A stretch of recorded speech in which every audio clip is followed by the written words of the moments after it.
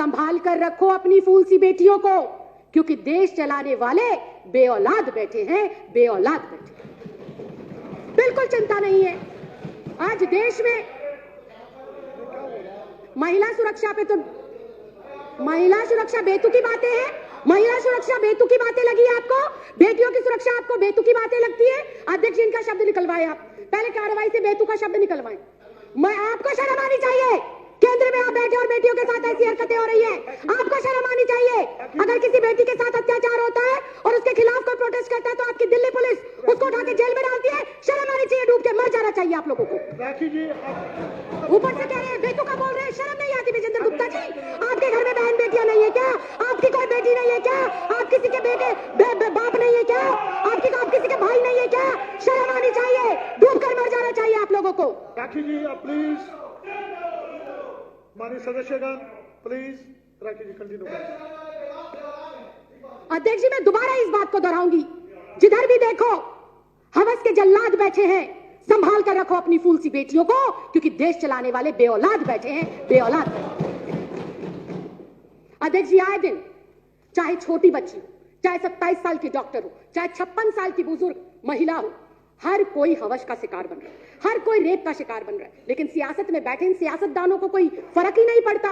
कोई फूल सी बच्ची को नोच ले, कोई युवा जला दे, कोई बुजुर्ग महिला को नोच डाले, लेकिन इन सियासतदानों को फर्क नहीं पड़ता। ऐसे में सवाल उठता है कि देश जा किस ओर रहा है? देश की ये 50% जो आबादी है, इसको सुरक्षा मिलेगी कैसे? ये बड़ा सवाल है। और अध्यक्ष जी, देश की इन बेटियों को, देश की इन महिलाओं को, देश की इस आधी आबादी को सुरक्षा जब मिलेगी जब केंद्र में बैठी हुई सरकार की मानसिकता बेटियों के सम्मान में हो, जब केंद्र में बैठी हुई सरकार की जो सोच है वो महिलाओं को सम्मान देने की हो। लेकिन आज अध्यक्ष जी, बड़े ही दुख के साथ कहना पड़ रहा है कि दुर्भाग्यवश देश की केंद्र में ऐसी सरकार बैठी है, आए दिन महिलाओं पर हो रहे अत्याचार और कुकर्म में खुद लिप्त पाई जाती है। इसके मैं पुख्ता उदाहरण पेश करती हूं। आज इन सदन पटल के ऊपर उन्नाव रेप केस, आरोपी कुलदीप कुमार सेंगर, बीजेपी का विधायक, पहला उदाहरण। दूसरा उदाहरण, आसिफा 8 साल की मासूम बच्ची, कठुआ जम्मू का केस, इसमें भी आरोपी बीजेपी के नेता पाए जाते हैं। शाहजहांपुर यूपी का केस, चिन्मयानंद स्वामी एक बेटी को ब्लैकमेल कर रहा था, निवस्त्र होकर उससे मालिश कराता था। कौन है वो आदमी? वो है पूर्व गृह राज्य मंत्री बीजेपी की सरकार का। और स्वयं बहुत दुख के साथ कहना चाहती हूं, स्वयं देश के प्रधानमंत्री पाए गए बेटियों की सुरक्षा जो है जासूसी कराते हुए। स्वयं इस देश का गृह मंत्री नामजद तड़ीपार रह चुका है। ये मैं नहीं कह रही, ये मेरे देश का कानून कहता है, ये मेरे देश के न्यायालयों ने और जजों ने कहा है। ये राखी बिड़लानी आम आदमी पार्टी नहीं कह रही है।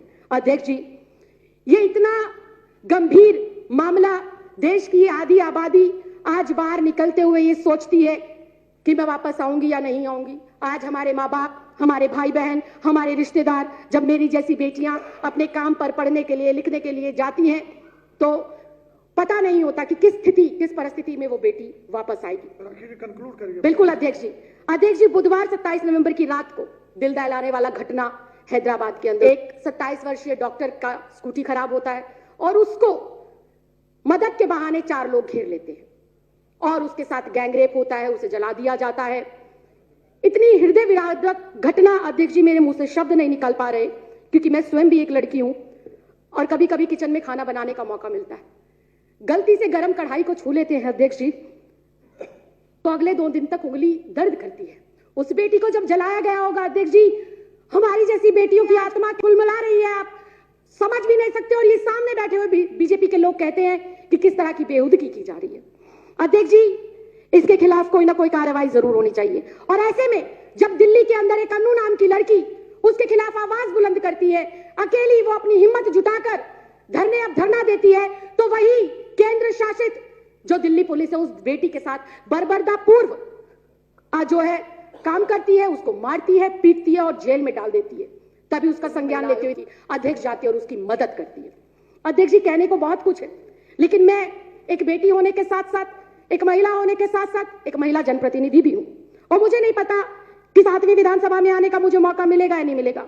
लेकिन जितना समय और जितना प्यार जनता ने हमारी सरकार को दिया, मैं आज गर्व से सीना चौड़ा कर और अपनी गर्दन को खड़ा कर ये कह सकती हूं कि मेरी सरकार ने ना सिर्फ महिला सम्मान के लिए काम किया, बल्कि महिलाओं को सुरक्षित करने में भी बहुत महत्वपूर्ण कदम उन्होंने उठाए हैं। अध्यक्ष जी, हमारी सरकार ने महिलाओं की सुरक्षा हेतु 2.5 लाख से अधिक 2.5 लाख से ज्यादा सीसीटीवी कैमरे लगाने का काम करा। यह विश्व में पहला ऐसा राज्य है जहां पर चप्पे, चौक, चौराहे, गली, नुक्कड़ के ऊपर महिला सुरक्षा हेतु सीसीटीवी कैमरे लगाए गए। वहीं एक दिन के अंदर हिम्मत चाहिए और जज्बा चाहिए अरविंद केजरीवाल जैसा, एक दिन के अंदर 15,000 मार्शल बसों में तैनात करे गए दिल्ली की बेटियों, महिलाओं और बच्चों को सुरक्षा मुहैया कराने के लिए। वहीं पर 2 लाख से ज्यादा स्ट्रीट लाइटें, डार्क स्पॉट खत्म करने के लिए लगाए जाने का फैसला लिया और बहुत जल्दी वो लगाई भी जाएंगी। दिल्ली महिला आयोग ने पिछले चंद सालों के अंदर कई दशकों से पेंडिंग पड़े हुए केसेस को तुरंत निपटाया और पीड़ित महिलाओं के घर पर पहुंचकर उनको सुरक्षा मुहैया कराई और उनको सहायता देकर उनको न्याय दिलाने का काम करा।